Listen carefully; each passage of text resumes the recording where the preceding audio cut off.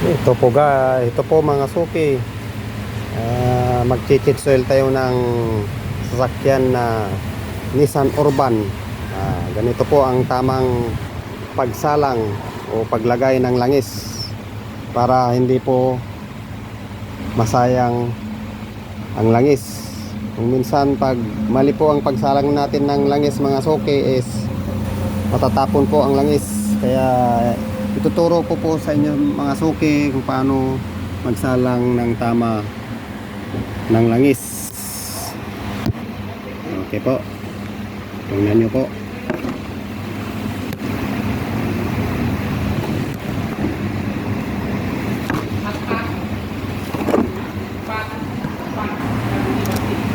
So bali po mga suki, naitapon na natin po yung langis, nailagay na natin din yung filter. Ngayon isasalang na po natin yung langis.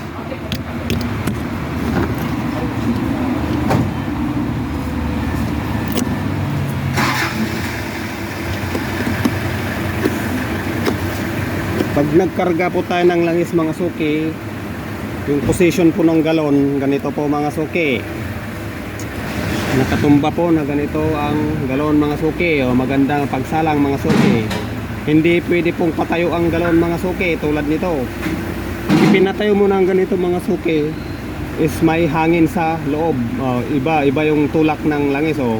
Kung minsan matatapon po yan mga suki, gumagalaw. Ipahiga mo po yung galon mga suki. Ganito po mga suki. Wala pong tapon yan suki. Smooth po siyang isalang mga suki. Ganyan po mga suki.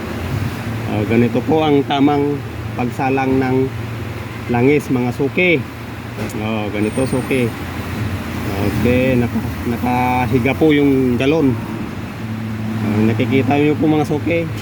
Okay mga suki, sa mga susunod mga suki, tuturo ko sa inyo